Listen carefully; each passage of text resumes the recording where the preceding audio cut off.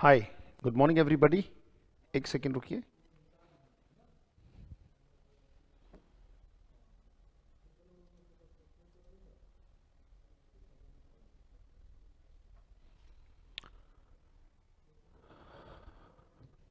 Hi, good morning all of you. Prince Williams, good morning. Good morning Aruna Sahu. Alauddin Khan, good morning. स्वागत है आप सबका आज के सेशन में। सो स्टार्ट करते हैं, जल्दी से जुड़ जाइए, अपने क्वेश्चंस को आगे बढ़ाते हैं, अपनी बातों को आगे बढ़ाते हैं। हिमांशी वर्मा, मनीषा कुमारी, गुड मॉर्निंग बेटा। नूर जहां, good morning all of you बेटा। सो चलिए मॉर्निंग को और गुड बनाते हैं और बेहतरीन बनाते हैं अच्छे अच्छे क्वेश्चंस के साथ। शुरू करते हैं आज का सेशन। अपना पार्टिसिपेशन, अपना कंसंट्रेशन और एक्सीलेंस की तरफ अपनी यात्रा। सो आइए लगातार जुड़े रहेंगे अपने पार्टिसिपेशन के साथ। अपनी नोटबुक और पेन के साथ अलर्ट हो जाइए बेटा। जो भी चीज़ सीखने को मिले हर एक चीज़ को नोट करते चलेंगे। क्वेश्चन आपके सामने है, destruction at the huge level. ऐसी कोई भी चीज़ जो बहुत बड़े लेवल पर बर्बादी लेके आती है या बहुत बड़े लेवल की जो बर्बादी है, that is called destruction at the huge level. Right, good morning मस्त Haryana. Right, so good morning all of you, स्वागत है आप सबका। Destruction at a huge level. देखिए, सबसे पहली बात मैंने कहा कि हर शब्द और हर वाक्य का पता होगा, तभी आपको न्यूज़पेपर कॉम्प्रिहेंशन और सारी चीज़ें समझ में आनी शुरू होंगी बेटा। ऐसा नहीं है कि आप सिर्फ और सिर्फ ये जान लें कि चैप्टर वाइज चीज़ों को जानने से बात बनेगी। ओशिन चौधरी, स्वागत है बेटा, सबका स्वागत है। आइए नोटबुक और पेन के साथ अलर्ट हो जाएं। रिफ्रेन का मतलब है बेटा किसी चीज से परहेज करना। सबसे पहले destruction at a huge level, तो इसका जो सीधा सीधा आंसर आप लोगों ने बताया भी था कल के सेशन में, आपने बता दिया था कि आंसर सर इसका डी है।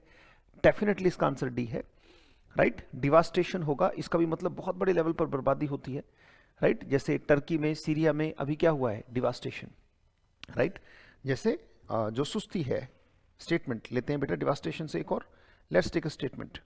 सो जो सुस्ती है, तो सुस्ती को हम कह सकते हैं टॉर्पिड नेचर। टॉर्पिड नेचर, शाबाश, लिखते चलेंगे और बोलते भी चलेंगे। Torpid nature can bring devastation, can bring devastation in your life. इसका मतलब जो सुस्त नेचर है, टॉर्पिड का मतलब क्या होता है बेटा, सुस्त। तो जो सुस्त नेचर है, जो सुस्त स्वभाव है, राइट, सुस्त स्वभाव आपके जीवन में क्या ला सकता है, डिवास्टेशन, डिस्ट्रक्शन, बर्बादी। राइट, सो डिवास्टेशन है, बिल्कुल सही। अर्थक्वेक ने क्या किया, अर्थक्वेक ने बहुत बड़े लेवल पर बर्बादी लाई। Earthquake brought devastation in Syria and Turkey. जैसे गुजरात के जो भूकंप आए थे उसमें भी बहुत बड़े लेवल पर डिस्ट्रक्शन आई थी। तो डिवास्टेशन का मतलब बर्बादी है, destruction at a huge level. इस क्वेश्चन का आंसर हमारा डिवास्टेशन है। एक वर्ड है रिफ्रेन, का मतलब होता है बेटा परहेज करना, परहेज करना। राइट, एक बड़ा प्यारा वर्ड है इसी जैसा, एब्सटेन।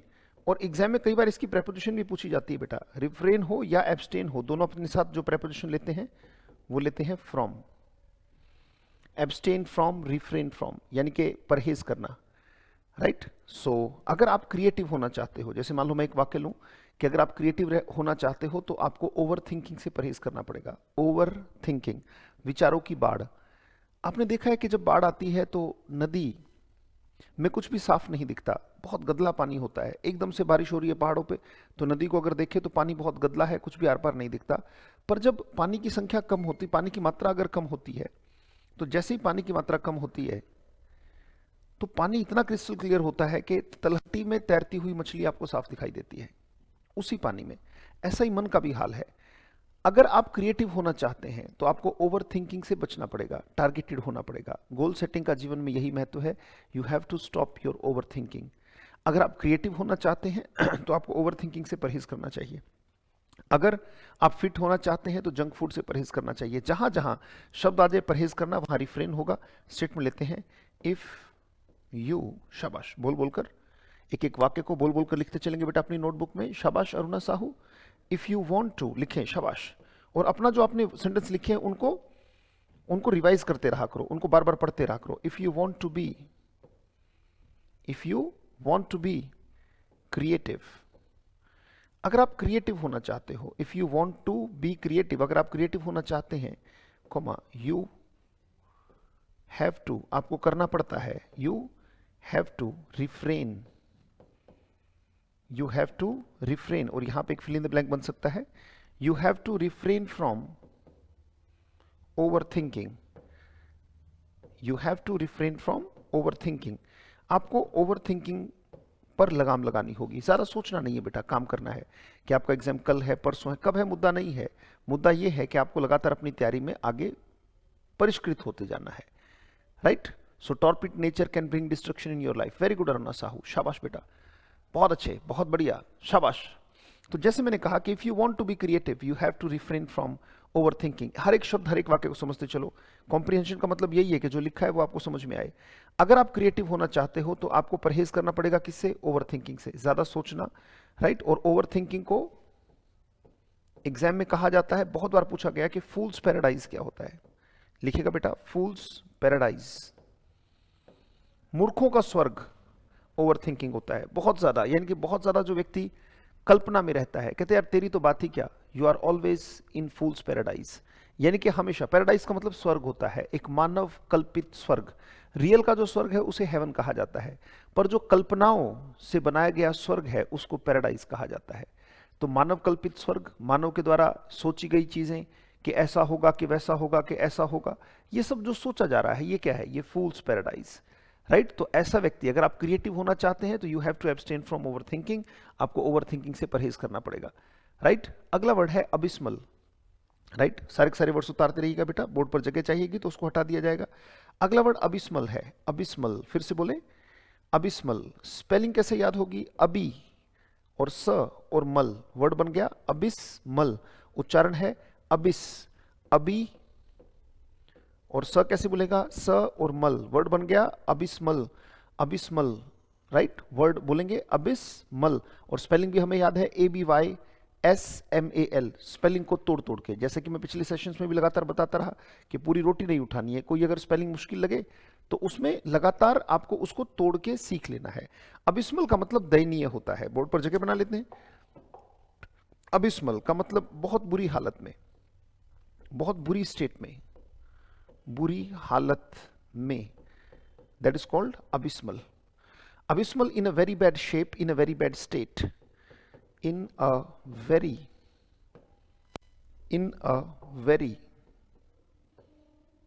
bad shape, या शेप को ही हम कह सकते हैं स्टेट, माने हालत, बहुत बुरी शेप में, बहुत बुरी स्टेट में, दैट इज कॉल्ड, बुरी हालत में, is called abysmal. Abysmal, abysmal का मतलब बहुत बुरी हालत में, बहुत बुरी स्टेट में, बहुत बुरी अवस्था में, that is called abysmal, right. हम स्टेटमेंट ले सकते हैं, लेट्स टेक, जैसे बोले योर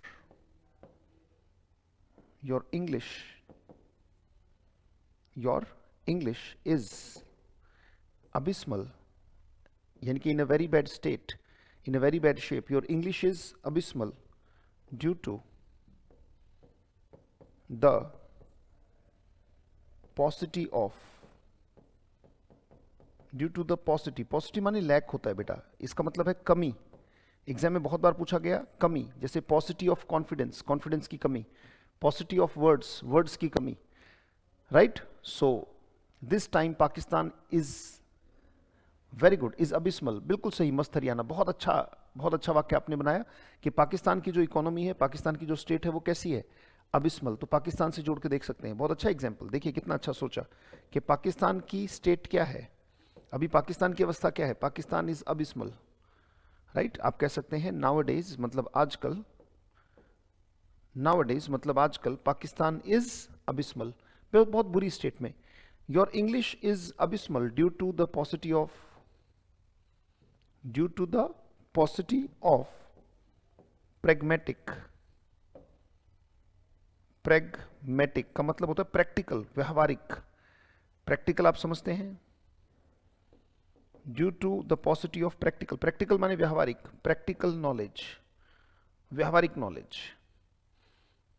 कि या तो शब्द ही शब्द रटने के लिए बोला जा रहा है लगातार, शब्द शब्द पर, शब्दों और वाक्यों का बहुत बेहतरीन मिश्रण पढ़ोगे तब जाके बेटा द हिंदू समझ में आना शुरू होगा, तब जाके कॉम्प्रिहेंशन पैसेज, क्लोज टेस्ट और चीज़ों की बेहतरीन कॉम्प्रिहेंशन और अंडरस्टैंडिंग आप ले सकोगे।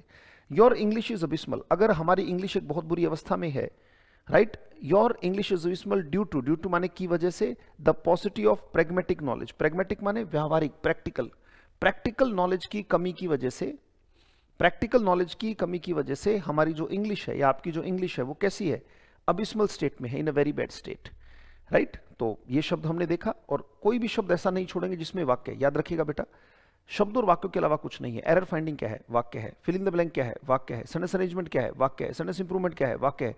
एग्जाम का कोई क्वेश्चन उठाएं, क्लोज टेस्ट क्या है, वाक्य है। कॉम्प्रिहेंशन पैसेज क्या है, वाक्य है।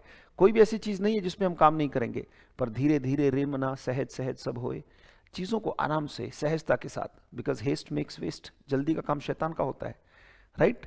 And God's mill grinds slow but for sure, आराम से इत्मीनान से चीजों को काम करते रहो, चीजों पे काम करते रहो। तो योर इंग्लिश, मैंने कहा हर एक चीज में वाक्य ही है, राइट। बहुत अच्छे, बहुत बढ़िया, राइट, बिल्कुल सही स्टेटमेंट्स बच्चे बना रहे हैं, बहुत बढ़िया बेटा, वेरी गुड, बहुत अच्छे ओशिन, बहुत बढ़िया बेटा, राइट। सो धर्मेंद्र खोकर कहते हैं सर लाइक एंड शेयर करो सभी।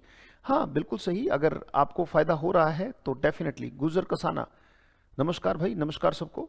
तो statement, your English is abysmal due to the paucity of pragmatic knowledge, pragmatic knowledge की कमी की वजह से। यहां पे nowadays Pakistan is abysmal in a very bad state, in a very bad shape. अगला वर्ड जो हमारे पास आ रहा है, जो इस क्वेश्चन का लास्ट है, वो है एक्लीमेट। इसमें एक शब्द आ रहा है क्लाइमेट, मेरे हिसाब से आपने सबने नोट कर लिया होगा।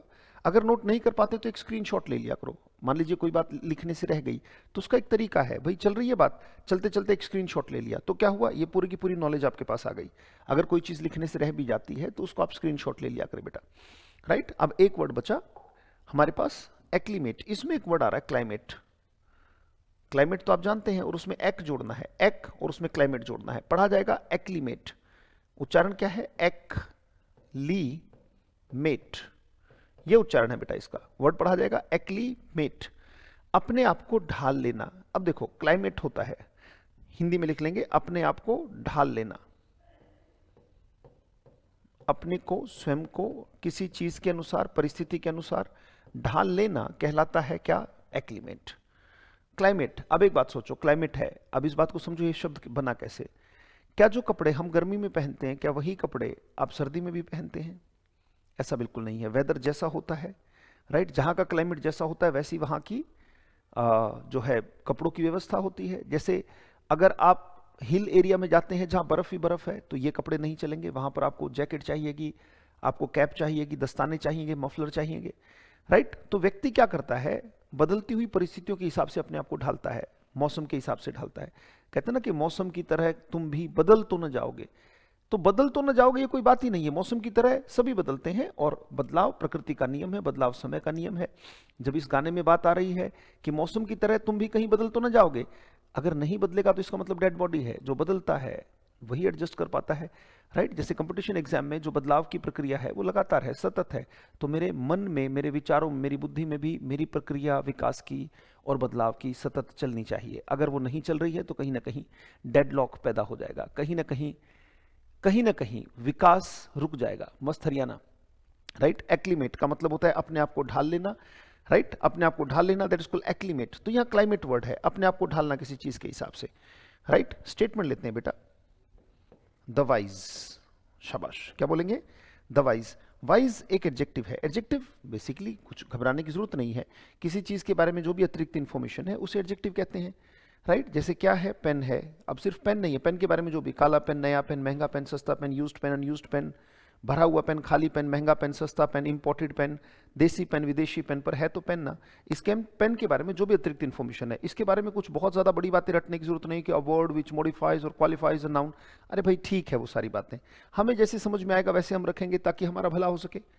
तो किसी भी चीज के बारे में अतिरिक्त सूचना, अतिरिक्त इन्फॉर्मेशन एडजेक्टिव कहलाती है। जैसे गाड़ी को देखकर आपने कहा भाई क्या है, गाड़ी है, ठीक है, ये गाड़ी एक चीज का नाम हुआ। अब गाड़ी के बारे में जो भी अतिरिक्त इन्फॉर्मेशन है, भाई गाड़ी है, ठीक है, नई है, पुरानी है, महंगी है, सस्ती है, यूज्ड है, अनयूज्ड है, पेट्रोल है, डीजल है, ऑटोमेटिक है, मैनुअल है, पर है तो गाड़ी ना। इसके बारे में जो भी अतिरिक्त सूचना है, कि मैनुअल गाड़ी, ऑटोमेटिक गाड़ी, तो गाड़ी के बारे में जो भी अतिरिक्त सूचना, manual, automatic, petrol, dented, painted, accidental, जो भी है, पर है तो गाड़ी ना, उसके बारे में अतिरिक्त सूचना, तो वाइज एक अतिरिक्त सूचना है। तो द वाइज जब हम कह रहे हैं किसी भी विशेषता के आगे जब हम द लगा देते तो इसका मतलब दुनिया के सारे, दुनिया में जितने भी हैं वो सारे। वाइज का मतलब क्या होता है? समझदार। तो दुनिया के सारे, अब दुनिया के किसी भी व्यक्ति को छोड़ा नहीं गया बेटा, सबको कवर कर लिया गया। जब आप एक बात कहते हो help the poor, help the poor, जब किसी विशेषता के आगे आप द लगा देते हो, राइट, जब किसी विशेषता के आगे द लगा देते हो तो इसका मतलब ये होता है कि दुनिया में जितने भी हैं वो सारे के सारे कवर करते हैं बेटा उसको। द पुअर मतलब दुनिया में जितने भी हैं, राइट। जैसे मैंने कहा द ऑनेस्ट, तो अब ये इज नहीं लेगा बेटा, आर लेगा। द वाइज का मतलब दुनिया के सारे, right. The wise do not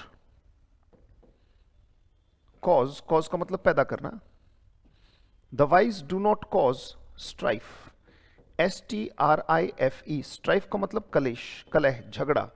जो समझदार लोग होते हैं, दुनिया के जितने भी समझदार लोग हैं, वो कभी झगड़ा नहीं करते, वो कभी कलेश नहीं करते। The wise do not cause strife. The wise का मतलब क्या है? अगर मैं कहूं द फूल, अगर मैं कहूं द फूल या द फुलिश, इसका मतलब क्या? इसका मतलब दुनिया में जितने भी मूर्ख हैं ये कह सकते हो। अगर मैं कहता हूं द रिच, इसका मतलब जितने भी दुनिया में अमीर हैं, कोई भी विशेषता। अगर मैं कहता हूं द ऑनेस्ट, इसका मतलब दुनिया में जितने भी ईमानदार हैं, और ये ही नहीं बनता बेटा, ये क्या बनता है? दे, इसका मतलब दुनिया में जितने भी हैं वो सारे के सारे।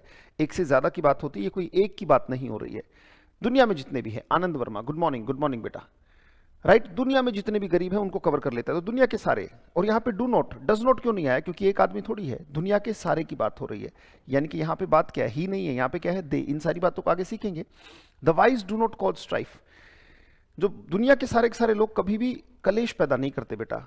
The wise do not cause strife, वो कभी भी, कॉज का मतलब क्या है? पैदा करना, कॉज का मतलब प्रोड्यूस करना है बेटा। The wise do not cause strife, they acclimate. Spelling याद करो क्या थी? एक लिख के उसमें क्लाइमेट जोड़ना है, एक्ली, क्ली, CLIMATE, राइट। स्पेलिंग तोड़ दिया करो बेटा, याद होने लगेगी। The wise do not cause strife, they acclimate themselves, वो अपने आप को ढाल लेते हैं। लिखे बेटा वाक्य, शाबाश। दे एक्लीमेट, ऐसे पढ़ा करो इन वाक्यों को जैसे न्यूज़पेपर पढ़ रहे हैं आज का, अच्छे शब्द अच्छे वाक्यों के लिए। The wise do not cause strife, they acclimate themselves to, या acclimate themselves according to, they acclimate themselves according to time, place and person।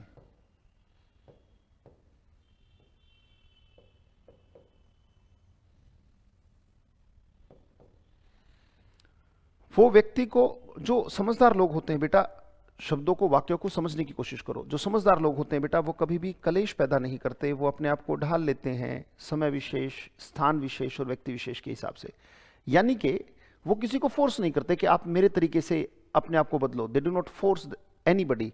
वो करते क्या है? The wise do not cause strife, right. वो कभी भी कलेश पैदा नहीं करते। They acclimate themselves according to the time, place and person. वो हमेशा अपने आप को समय विशेष, स्थान विशेष और व्यक्ति विशेष के हिसाब से ढाल लेते हैं।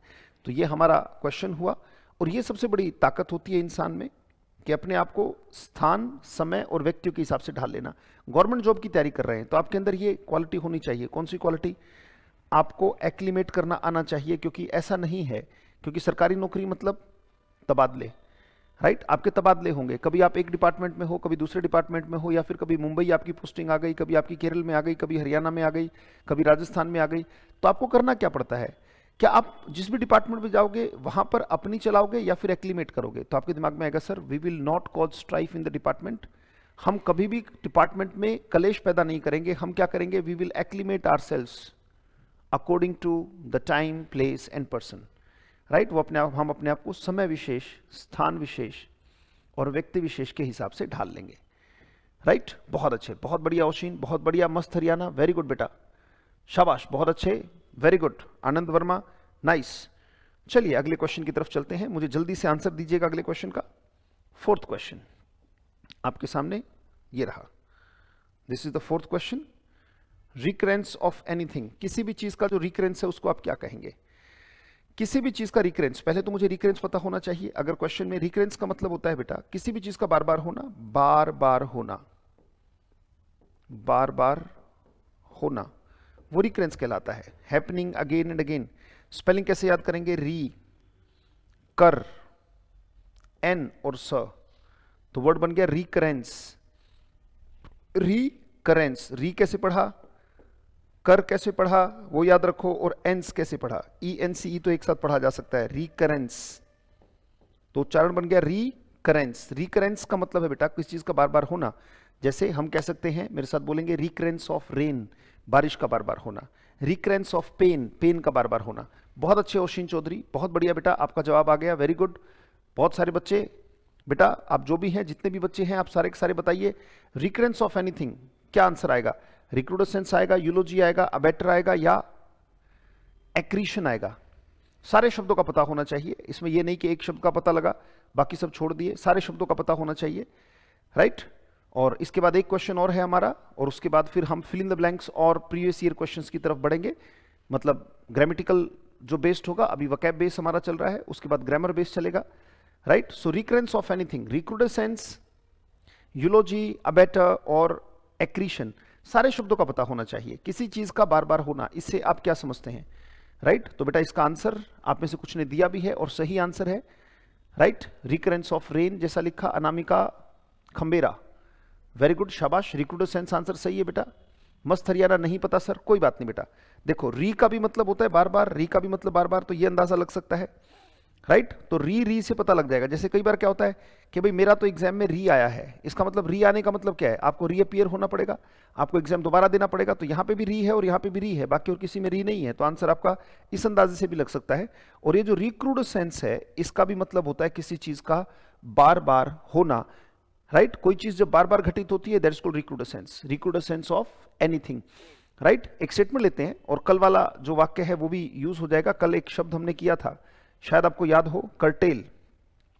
तो हम स्टेटमेंट कह सकते हैं, वाक्य लेते हैं रिक्रूडेसेंस से, और एक फिल इन द ब्लैंक हमारे पास तैयार हो जाएगा। द ब्लैंक ऑफ रेन, जिसको हमने कल इंसेसेंट रेन करके पढ़ा था, अब हमने उसे क्या कह दिया? ज्ञानी जन क्या होते हैं? एक ही बात को घुमा फिरा के कहते हैं। अब हमने कह दिया रिक्रूडेसेंस ऑफ रेन, किसी चीज का बार बार होना, happening again and again, happening continuously. The recrudescence of rain curtailed. बताइए कर्टेल्ड का मतलब मैंने कल क्या बताया था? आप में से कमेंट करके जो बच्चे कल थे, राइट, वो बताएं कर्टेल का मतलब क्या था? Curtailed the match, curtailed the match by 10 overs. इसका मतलब 10 ओवर घटा दिए गए। अगर मैच था 50 ओवर का, तो वो रह गया कितने का? 40 ओवर का। कर्टेल्ड का मैच, कर्टेल्ड का मतलब क्या बताया था बेटा? आप में से सारे बताएं, शाबाश, कोशिश करें। कर्टेल का मतलब क्या बताया था, याद करें। अब यहां पे हम भर सकते हैं, रिकरेंस भी भर सकते हैं, द रिकरेंस ऑफ रेन, बारिश का बार बार होना, मैच को घटा दिया 10 ओवर से, 50 ओवर का था तो 40 का रह गया। Very good, short turn Manisha Kumari, very good बेटा। किसी चीज को छोटा करना, शॉर्ट टर्न करना, बहुत अच्छे, किसी चीज को शॉर्ट बना देना। The recrudescence of rain curtailed the match by 10 overs, यानी कि recurrence of anything, recrudescence, right. तो दोनों का मतलब है बार बार होना। लिखते रहिएगा, नोट्स बनाते रहिएगा। अगला वर्ड है यूलोजी, यू लो जी, उच्चारण क्या है? यू, पढ़ा कैसे जाएगा? E U, right. स्पेलिंग साथ साथ याद हो गई।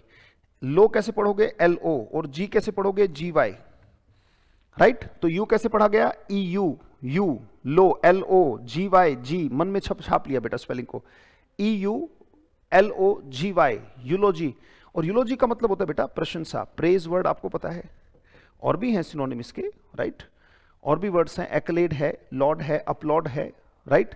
तो सिंग एनकोमियम है, बहुत सारे वर्ड्स बनते हैं। पर अभी हमने देखा, अभी यूलोजी का मतलब क्या है? प्रेज, प्रेज का मतलब प्रशंसा करना, राइट। तो जो प्रशंसा है दैट इज कॉल्ड यूलोजी, राइट। जैसे अगर आप भजन कीर्तन करते हो या स्तुति करते हो, जैसे दुर्गा स्तुति है तो इट इज द यूलोजी ऑफ माँ दुर्गा, राइट। सरस्वती स्तुति है तो इट इज द यूलोजी ऑफ माँ सरस्वती।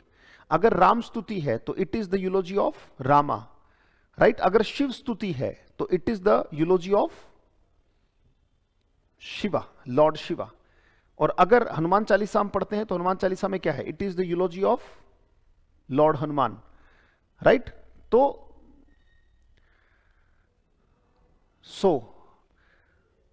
तो यूलोजी का मतलब प्रशंसा करना, राइट।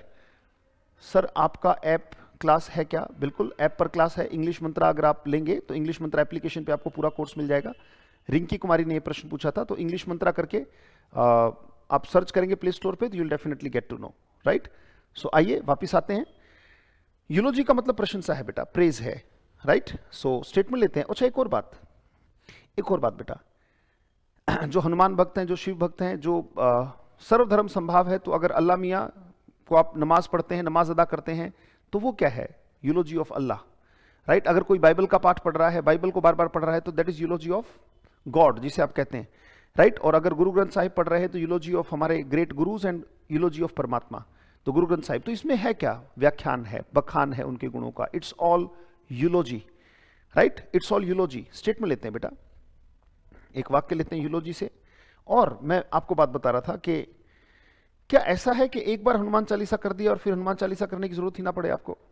लगातार, निरंतरता, निरंतर अभ्यास ही आपके अंदर के भगवान को और बाहर के भगवान को प्रसन्न करता है। जो जिस फील्ड में लगातार निरंतरता बनाए रखता है, जैसे आप भी अपनी किताबों से, अपने ज्ञान से निरंतर कनेक्टेड रहें बेटा, राइट। ऐसा नहीं है कि हनुमान चालीसा एक बार पढ़ ली, नहीं, उसे रोज रोज रोज रोज पठन पाठन करना होता है। रोज दिन की शुरुआत की शिव स्तुति से, दुर्गा स्तुति से, राइट।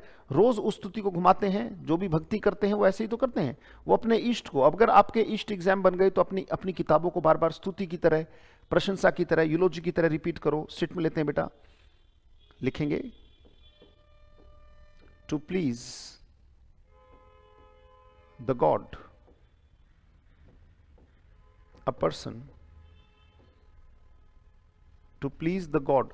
आउटसाइड और इनसाइड मैटर नहीं है कि भाई भगवान बाहर है या अंदर है, उस बात में नहीं जाके प्लीज का मतलब यहां पर क्या है? खुश करना। टू प्लीज द गॉड, भगवान को खुश करने के लिए, भगवान को खुश करने के लिए अ पर्सन सिंग्स, वो गाता है क्या? यूलोजी, sings यूलोजी, sings eulogy for him. अब ये भी एक बहुत बड़ा विवाद का विषय कि सर आपने कैसे डिसाइड किया जो भगवान है वो ही है, शी है? इस पर वेस्ट में बहुत बड़ा विवाद हो चुका है, राइट। ईस्ट कभी इन विवादों में नहीं गिरा, क्योंकि वो इन चीजों से ऊपर उठा। तो वेस्ट में बहुत बड़ा विवाद है कि हिम कैसे, पर हमारी ग्रामर कहती है ना कि जब जेंडर का ना पता लगे तो उसे ही मान लिया जाता है। तो ग्रामर के हिसाब से वहां पे हिम लिख दिया। कोई जरूरी नहीं कि वहां पे हर नहीं लिखा जा सकता, ऐसा बिल्कुल नहीं है।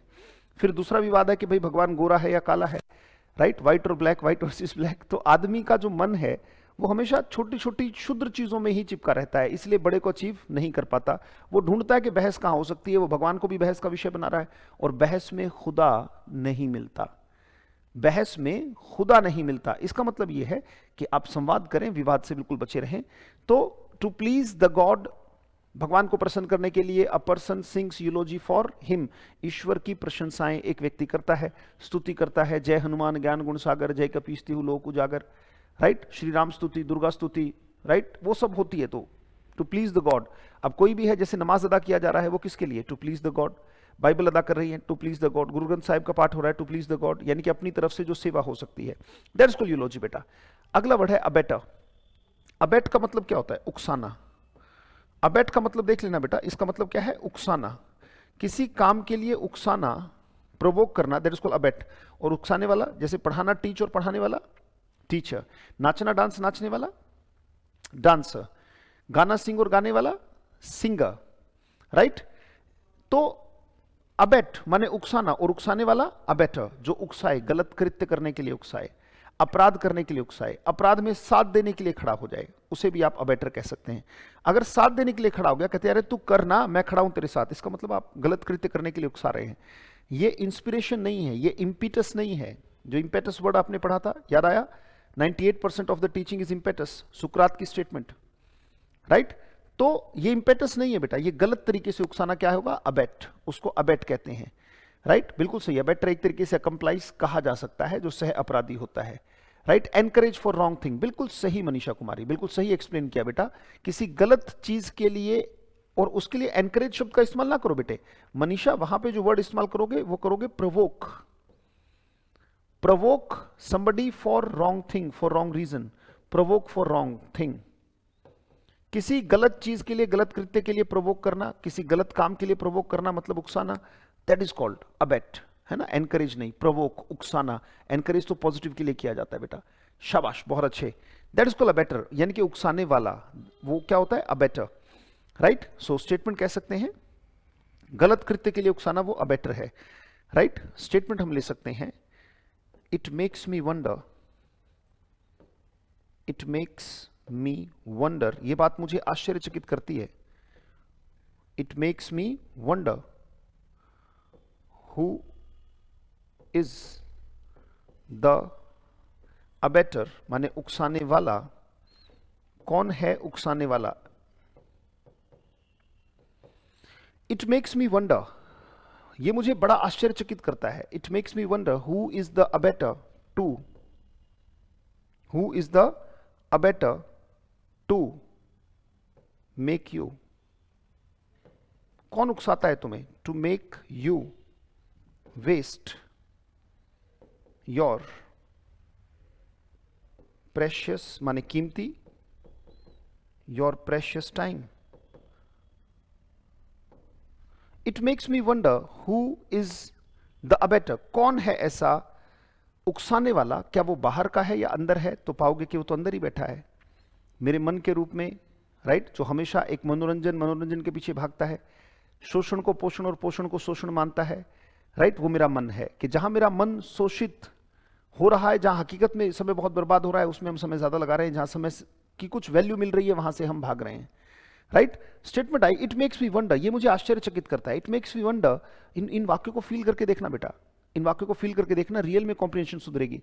मुझे बड़ा आश्चर्य होता है, इट मेक्स मी वंडर, यानी कि मुझे बड़ा आश्चर्यचकित करता है। किसी भी चीज को लेकर आश्चर्यचकित हो तो एकदम से कहा करो इट मेक्स मी वंडर, यार मुझे बड़ा आश्चर्यचकित कर देने वाली चीज है। इट मेक्स मी वंडर कि पॉलिटिशियंस वादा करने के बाद कहां गायब हो जाते हैं, where do they go, where do they disappear, where do they disperse after making fake promises. It makes me wonder, ये मुझे आश्चर्यचकित करता है। हु इज द अबेटर, कौन है उकसाने वाला, who is the abettor to make you waste your precious time, कौन है आपको इस कृत्य के लिए उकसाने वाला, किस कृत्य को, कि आपका टाइम बर्बाद हो, कौन आपसे आपका टाइम बर्बाद करवाता है। प्रश्न लगातार है और आपसे है, उस बात को थोड़ा सा ध्यान दीजिएगा। It makes me wonder who is the abettor to make you waste your precious time, तो अबेटर हो गया। अगला वर्ड है एक्रीशन। चलिए एक्रीशन का मतलब आप लोग बताइए, मैंने बाकी सब शब्द समझाए, आप मुझे एक्रीशन का मतलब बताइए। What does it mean by accretion, accretion से आप क्या समझते हो बेटा, एक्रीशन शब्द से आप क्या समझते हो, पढ़ा क्या जाएगा, एक्रीशन, एक स्पेलिंग याद करते हैं, एक कैसे पढ़ा जाएगा, ए डबल सी, री कैसा पढ़ा जाएगा, आर ई, और शन कैसे पढ़ा जाएगा, टी आई वन, जैसे पोल्यूशन में, करप्शन में, कंपटीशन में। तो वर्ड बन गया एक्रीशन, एक्रीशन। एक कैसे पढ़ा जाएगा, ए सी, क्री कैसे पढ़ा जाएगा, सी आर ई, शन कैसे पढ़ा जाएगा, T I O N, word बन गया एक्रीशन। एक्रीशन का मतलब बताओ बेटा, शाबाश, आप में से कोई भी। रिक्रिएशन नहीं बेटा, ओशिन रिक्रिएशन नहीं है इसका मतलब, रिक्रिएशन तो मनोरंजन होता है, शाबाश, इसका मतलब एंटरटेनमेंट होता है, रिक्रिएट करना अपने आप को, शाबाश, कोशिश कर रहे हो, बहुत अच्छी बात है बेटा। What does mean bye accretion, accretion का मतलब हम क्या समझते हैं, राइट, एक्रीशन, शाबाश, कोशिश करेंगे, कोई बात नहीं, अगर नहीं पता लग रहा है तो मैं बता देता हूं, राइट, एनीबडी, शाबाश बेटा। एक्रीशन का मतलब होता है बेटे इंक्रीज करना,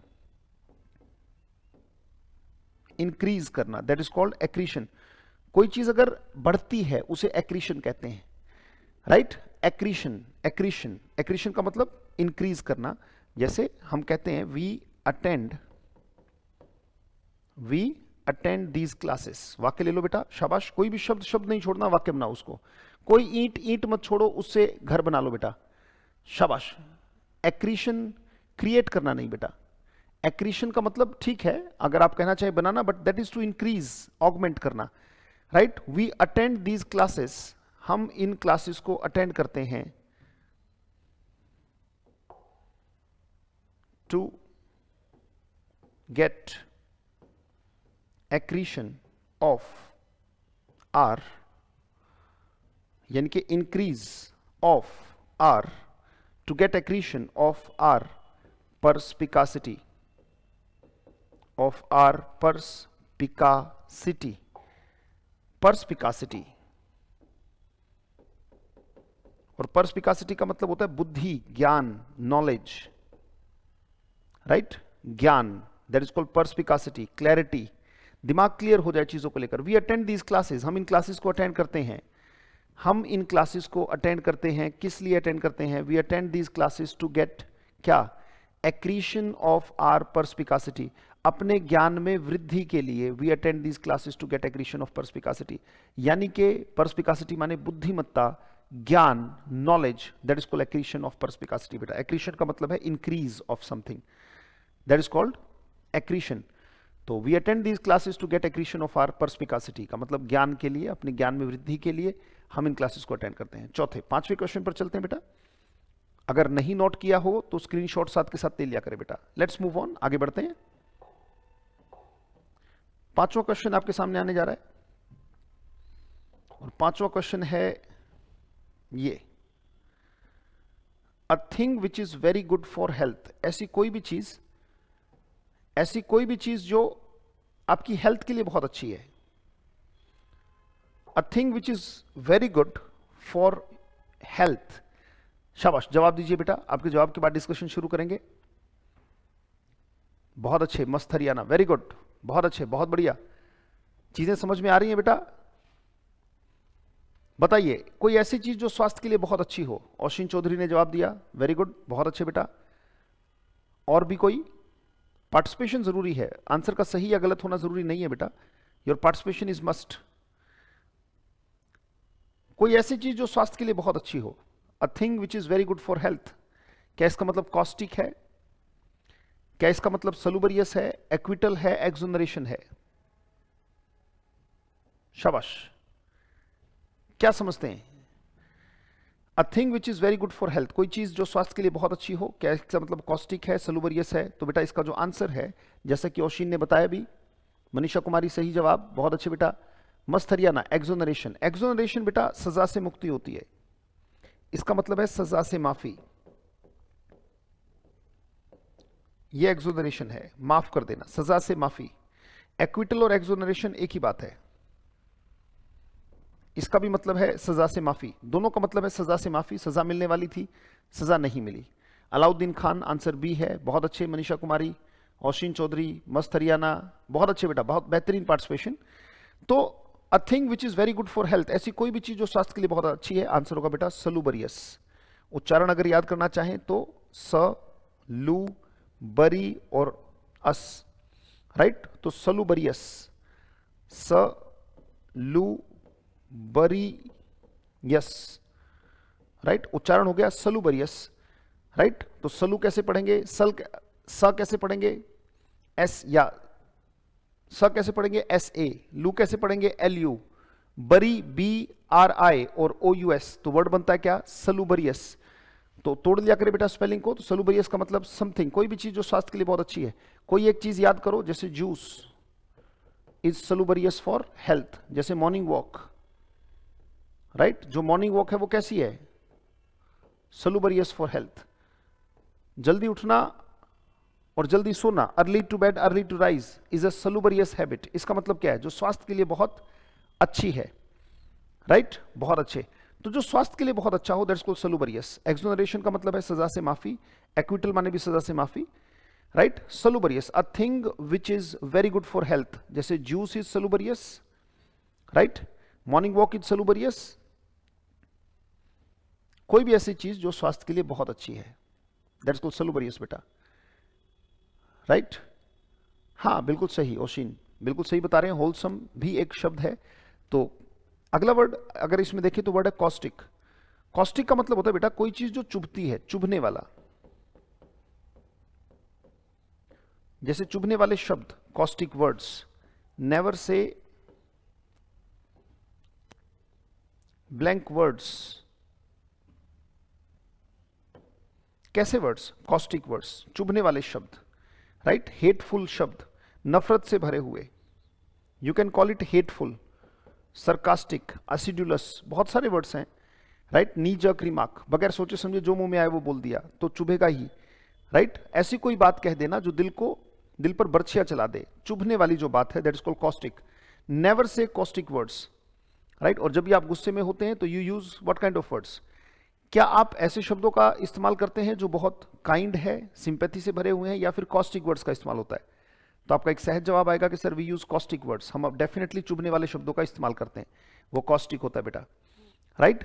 सो कॉस्टिक का मतलब चुभने वाले, सलूबरियस माने स्वास्थ्य के लिए बहुत अच्छा, एक्विटल माने सजा से मुक्ति, और एक्सोनरेशन का भी मतलब है सजा से माफी और सजा से मुक्ति की बात है, राइट? तो एक्विटल और एक्सोनरेशन कि सजा से माफी, कि भाई जाओ सजा माफ हो गई, राइट? कि कई बार होता है कि व्यक्ति प्राश्चित करता है, पश्चाताप करता है कि मैं इस पाप से एक्विटल कैसे प्राप्त कर सकता हूं, तो उसके लिए वो तपस्या करता है। दैट वो तपस्या किस लिए है? That is for the acquittal of sin, that is for the exoneration of sins, यानी कि पापों से मुक्ति, पापों से जो सजा मिलने वाली है उससे माफी, राइट? तो जज कई बार क्या करता है कि भाई जाओ तुमने कुछ गलत नहीं किया है तो तुम्हें एक्विट किया जाता है, सजा से माफी, सजा नहीं दी जाती, उनको छोड़ दिया जाता है, उसको आप एक्सोनरेशन कहते हो। नेवर से कॉस्टिक वर्ड्स, सलूबरियस का मतलब हेल्थफुल, जो स्वास्थ्य के लिए बहुत अच्छा हो, एक्विटल और एक्सोनरेशन का मतलब सजा से माफी, सजा मिलनी थी पर नहीं दी गई। नेक्स्ट आगे बढ़ते हैं, बहुत अच्छे, आगे बढ़ते हैं। नाउ नेक्स्ट क्वेश्चंस, चलिए पहला क्वेश्चन आपके सामने, each boy and each girl were या वॉज डम्फाउंड। डम्फाउंड का क्या मतलब है? What does mean by dumbfounded? Exam का क्वेश्चन है, पर हम बेहतरीन तरीके से, मैंने कहा शब्दों और वाक्यों पर काम करेंगे, तो यहां पे आना सार्थक होना चाहिए ताकि चीजें बेहतरीन तरीके से आप समझ सकें। Each boy and each girl was और वर, दोनों में से क्या?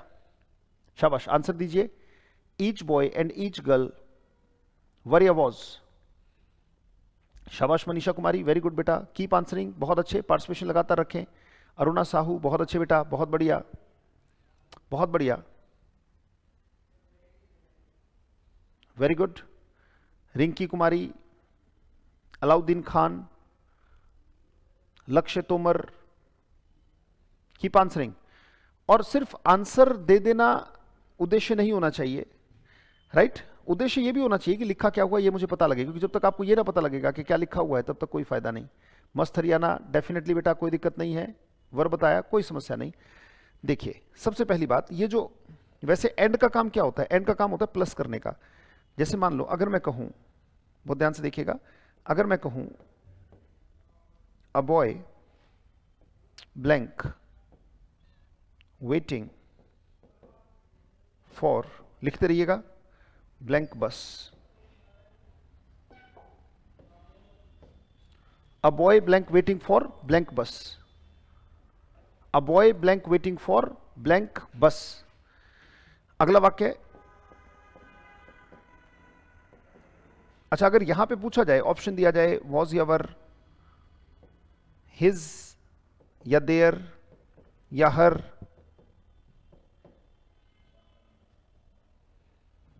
अ girl blank waiting for blank bus, और अगर यहीं पे ऑप्शन हो a boy and a girl, a boy and a girl, and की आदत होती है बेटा प्लस करने की। देखो अ बॉय का मतलब क्या हुआ? ही, इसका मतलब आंसर क्या आ गया? वॉज, और यहां पे क्या आएगा? हिज। यहां पे आंसर क्या है? अ गर्ल, डेफिनेटली क्या आ गया? वॉज, और यहां भी आंसर क्या आ गया? हर। क्यों? क्योंकि यहां पे गर्ल का मतलब क्या है? शी। भाई बात आई और यू के बीच में हो रही है, मैं ही आपको बता रहा हूं, राइट? मैं आपको बता रहा हूं कि भाई अ बॉय एंड अ गर्ल, अगर अब यहां पे देखें, आई यू को बता रहा है कि अ बॉय यानी कि कोई लड़का, यानी कि he is waiting for his बस। अगर मैं गर्ल के बारे में बात करूं तो she is waiting for her बस। एंड की आदत क्या है? प्लस करने की। तो वो क्या करेगा? अब इसने क्या किया? अ बॉय एंड गर्ल, तो अ बॉय का मतलब क्या है? ही, एंड से क्या हो गया? प्लस, और ये कौन है? शी, और he plus she is equal to क्या बन गया? दे। ही प्लस शी क्या बन गया? दे। अब यहां पे अगर पूछा जाए कि क्या आएगा और यहां पे क्या आएगा, तो क्या fill in the blank same होंगे? शाबाश, इसमें भी पार्टिसिपेट कीजिए, बताइए कि क्या इस वाले आंसर में यही रहेगा वॉज, या फिर बदलेगा? यहां पे अकेला ही था तो डेफिनेटली वॉज था, यहां पे शी था तो यहां पे भी क्या था? वॉज। अब ये क्या है? He plus she is equal to they. अब बताइए इस वाले ऑप्शन में आप क्या भरेंगे? शाबाश, बहुत अच्छे, लगे रहें बेटा। यहां पे क्या भरा जाए? डेफिनेटली यहां पे वर आएगा, और यहां पे क्या आएगा? देयर। यहां पे आ गया अ boy and a girl were waiting for their बस। एक लड़का और एक लड़की इंतजार कर रहे थे अपने बस का। क्यों? क्योंकि he plus she is equal to they. तो यहां पे यानी कि दे वर वेटिंग। अब क्या है, अब एक लड़का अकेला नहीं है, राइट? एक लड़का अकेला नहीं है जो इंतजार कर रहा है, एक लड़की भी अकेली नहीं है। अब ये क्या है, ही प्लस शी दोनों मिलकर, इसका मतलब क्या, दे वर वेटिंग फॉर देयर बस। पर इंग्लिश में दो वर्ड्स बेटा, कितने वर्ड्स? दो वर्ड्स ऐसे हैं जो कभी एंड को प्लस नहीं करने देते। फिर याद रखिएगा, इंग्लिश में दो वर्ड्स ऐसे हैं जो कभी भी एंड को प्लस नहीं करने देते। कितने वर्ड्स? सिर्फ दो वर्ड्स। दिमाग में रखिएगा, अपने नोट्स बनाइएगा। दो वर्ड्स ऐसे हैं जो कभी भी प्लस नहीं होने देंगे चीजों को, और वो दो वर्ड्स में से पहला वर्ड है ईच और दूसरा वर्ड है एवरी। पहला वर्ड क्या है? ईच, और दूसरा वर्ड है एवरी। बेटा ये कभी भी चीजों को प्लस नहीं होने देते, ये बात हमेशा याद रखिएगा।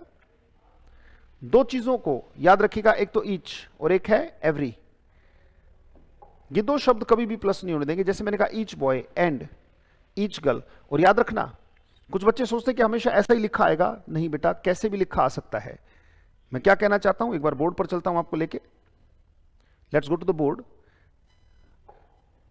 अगर मैं उस वाक्य को लिखूं जो मैंने लिखा था, वाक्य था अ boy and a girl,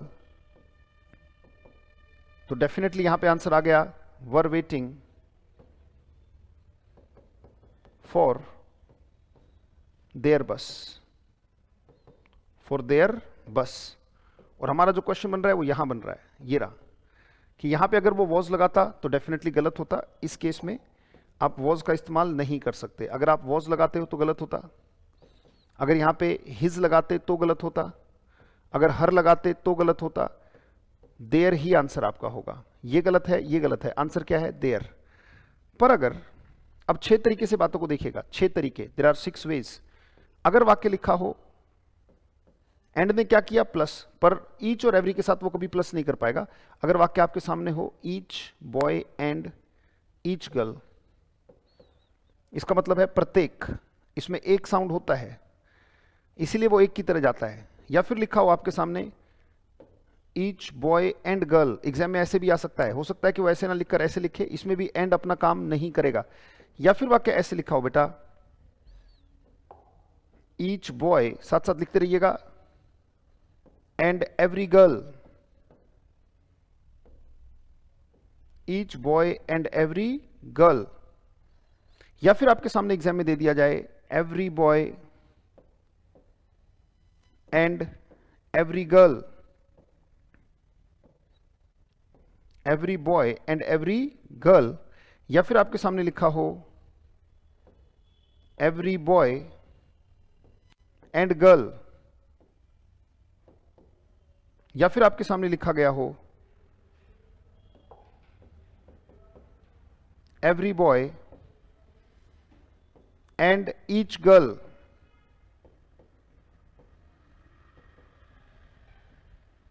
every boy and each girl, चाहे कैसे भी लिखा हो बेटा, ऐसे ऐसे ऐसे, यानी कि number 1, number 2, number 3, number 4, number 5, number 6, 6 के 6 तरीके एग्जाम में आ सकते हैं। पर ये 6 के 6 एक ही बात कह रहे हैं, कोई अलग बात नहीं कह रहे हैं बेटा, right?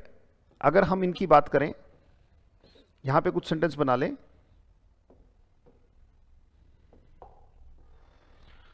Each boy and each girl blank waiting for blank बस। ऐसे यहां पे फिल इन द ब्लैंक है, यहां पे फिल इन द ब्लैंक है, यहां पे फिल इन द ब्लैंक है, यहां पे फिल इन द ब्लैंक है, यहां पे फिल इन द ब्लैंक है। अगर 6 सेंटेंस हमने लिखे तो वहां पर 12 फिल इन द ब्लैंक आपके सामने है। There are 12 fill in the blanks. 12 fill in the blank है बेटा। मतलब ये नहीं है कि हम एक क्वेश्चन कर रहे हैं, एक के साथ बनने वाली सारी संभावनाओं को अगर हम डिस्कस कर लें तो बहुत अच्छा है, राइट? तो चीजें जब हम क्वेश्चन डिस्कस करें तो क्वेश्चन के फॉर्मेट में रहती हैं, राइट? चैप्टर हम नहीं डिस्कस कर रहे हैं, वी आर डिस्कसिंग क्वेश्चंस, तो क्वेश्चंस के हिसाब से ही हम चल रहे हैं। अब अगर देखें तो एंड की इन 6 के 6 कंडीशन में जो हस्ती है वो खत्म हो जाती है, वो सिर्फ महज एक औपचारिकता रह जाती है। ये क्या है? प्रत्येक लड़का और प्रत्येक लड़की। यहां पे एंड ने प्लस किया, पर जब ईच या एवरी जैसा शब्द आपको वाक्य में दिखाई दे तो एंड अपनी हस्ती को खो देगा, एंड प्लस नहीं कर पाएगा, राइट? तो वो क्या करेगा? जैसे प्रत्येक लड़का और प्रत्येक लड़की, अगर यहां पूछा जाए, एग्जामिनर आपसे पूछे कि वॉज आएगा या वर आएगा, तो यहां पे आंसर हमेशा वॉज। पर बात यह है कि किसको देखकर आपने वॉज लगाया।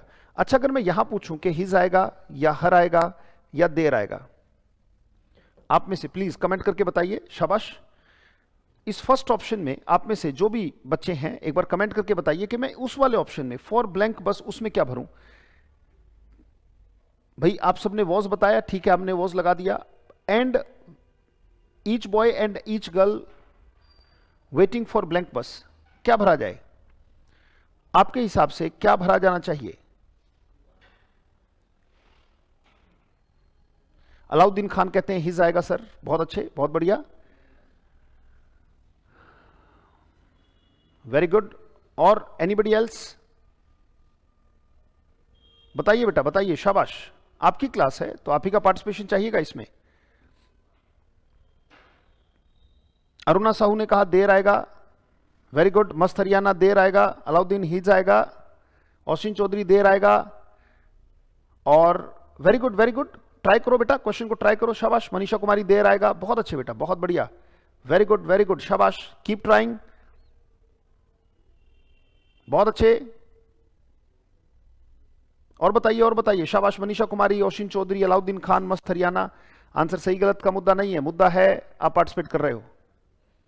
शाबाश, शाबाश। इस दूसरे वाले ब्लैंक में क्या भरा जाए? ये 6 ब्लैंक्स पुकार रहे हैं आपको, आपकी क्रिएटिविटी को, उस सृजनात्मकता को इस ब्लैंक में भर के दिखाइए।